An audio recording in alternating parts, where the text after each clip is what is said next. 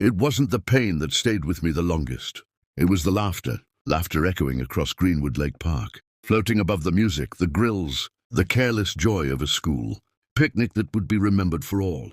The wrong reasons. My wrists were burning against the rope, my ankles numb, my mouth taped shut as I stared at the open sky and wondered how humiliation could feel heavier than gravity. My name is Lena Harper, and that was the day Cedar Falls High decided who mattered and who didn't. The Spring Unity Picnic was supposed to be symbolic. One afternoon where athletes and artists, scholarship kids and legacy names all pretended the hierarchy didn't exist. Teachers called it community. Students called it a break from pretending. I lived on the edges of that world, quiet, observant, the girl with paint under her, fingernails and thrift store hoodies. My dad had passed when I was 12. My mom worked double shifts at a pharmacy, and I learned early that being invisible was safer than being noticed. My circle was small. Evan, who loved photography, and Noah, whose sarcasm hid a brilliant mind.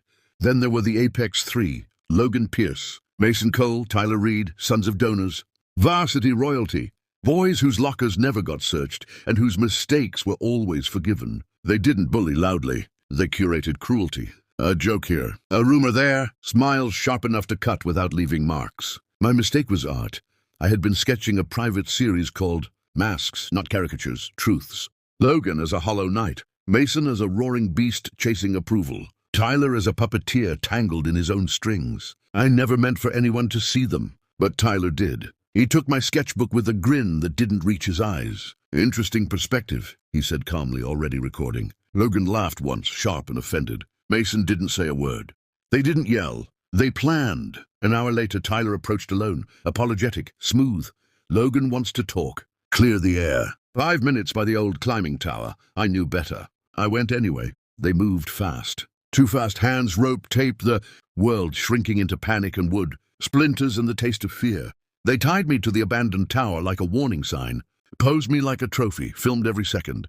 Smile, Mason shouted. Logan posted it, captioned it, laughed, and then they left. What they didn't expect was the silence that followed. Phones buzzed. Music stopped. Teachers froze. Students stared, not at me, but at their screens. The video spread faster than embarrassment ever could. Evan was the first to reach me. His hands shook as he cut the rope. Noah screamed for help until his voice cracked. I thought that was the end. It wasn't. It was the beginning. Something broke open that day. Stories poured out. Not just mine. Anonymous posts turned into names. Names turned into patterns. Teachers who didn't see. Coaches who heard rumors.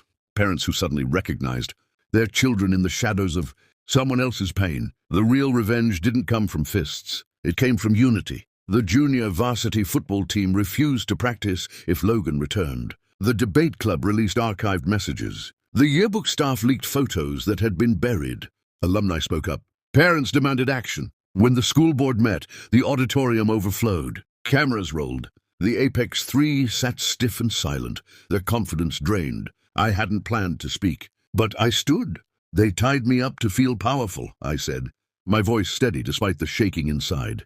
But all they did was expose how weak power is when it depends on silence. I looked at them then, not with fear, not with hatred, but clarity.